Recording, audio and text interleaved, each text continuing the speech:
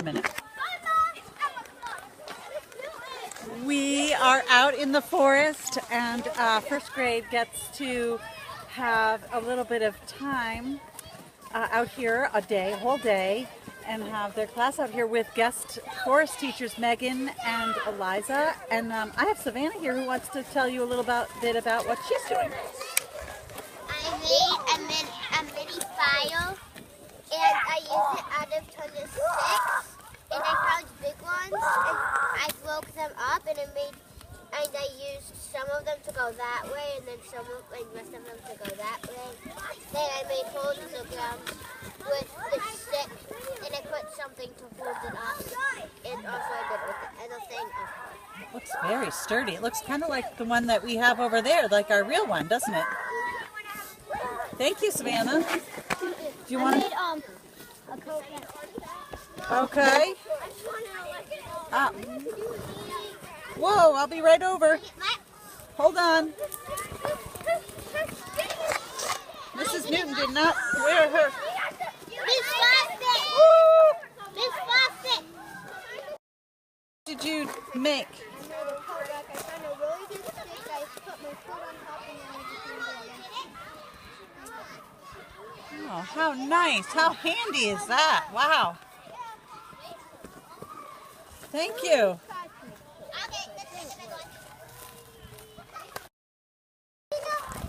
Natural colored quartz that I found. Whoops.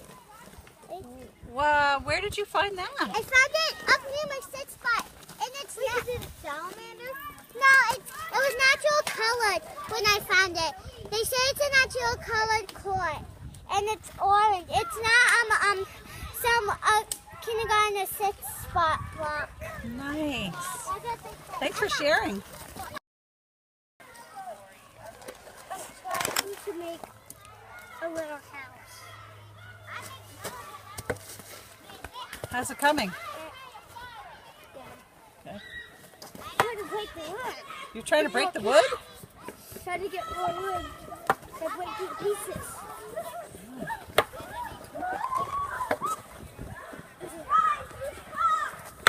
It's like hard work. That will be for something. Mackenzie!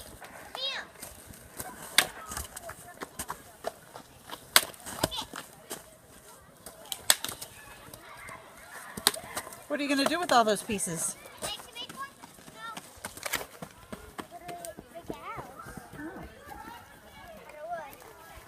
Okay.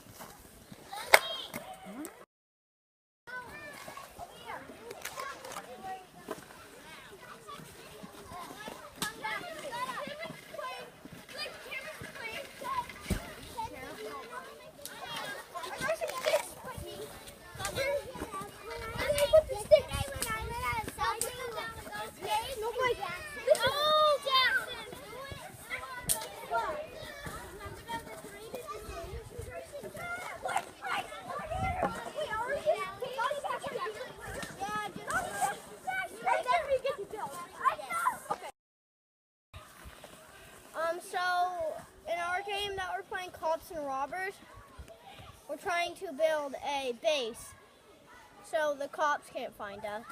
Oh, what's the best part about being out here? There's definitely a lot of sticks to build with. Yeah, have you noticed anything different out here from the last time you were out? The snow's definitely harder because the sun's shining on it. Anything else? The snow's definitely melted a lot. Okay, thanks, Ruben.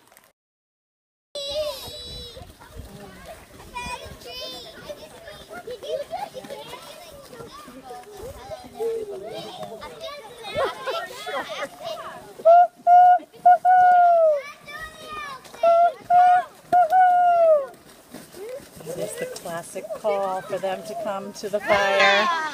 Here they come, all gathering around the fire. See, we have some new benches too.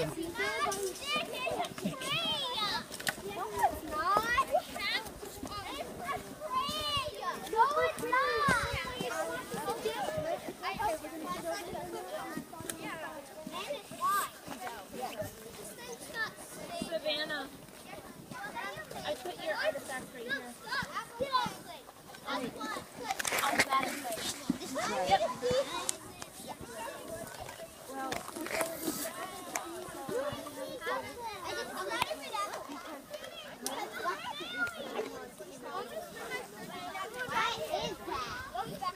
It's a Dutch oven. It's an oven. You're going to put it inside the fire.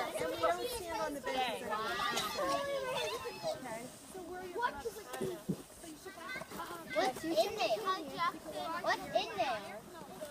I would recommend that, because you're sitting down, your body's going to cool down pretty fast, that you have your coat and you have your mittens and you have your hat. I don't have my coat. I don't have my mittens and hat.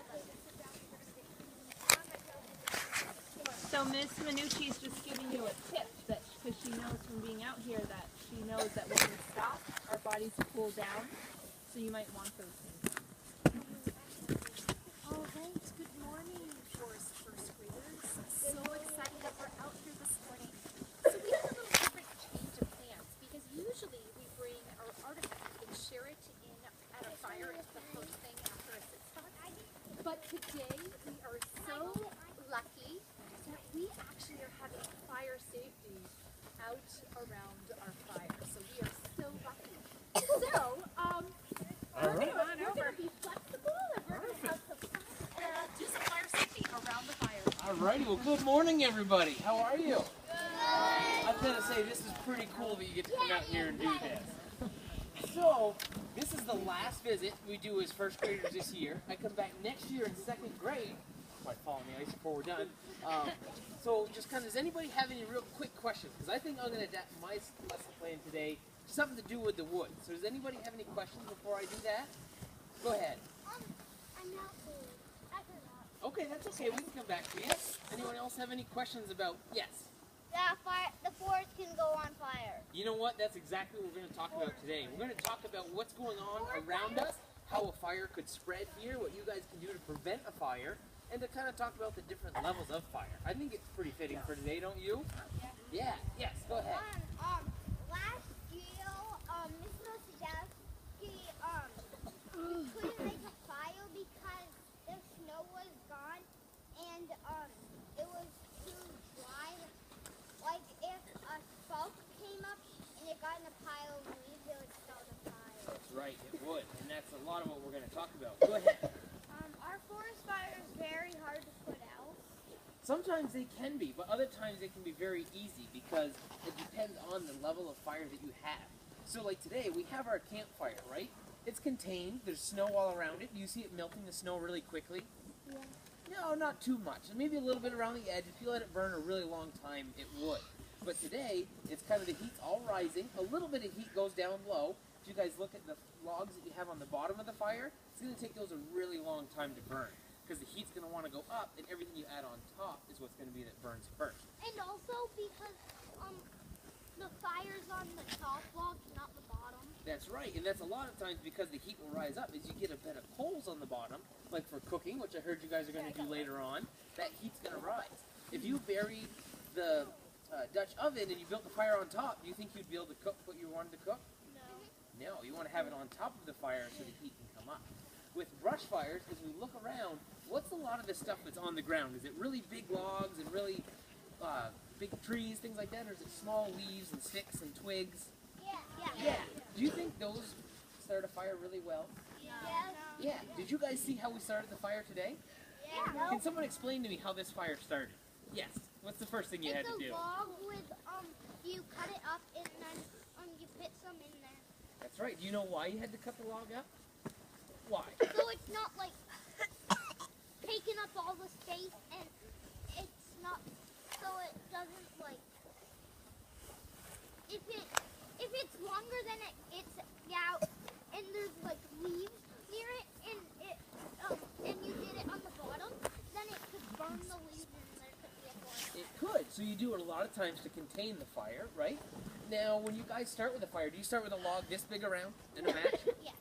You think so? No. Do you think a log this big would start very easily? No.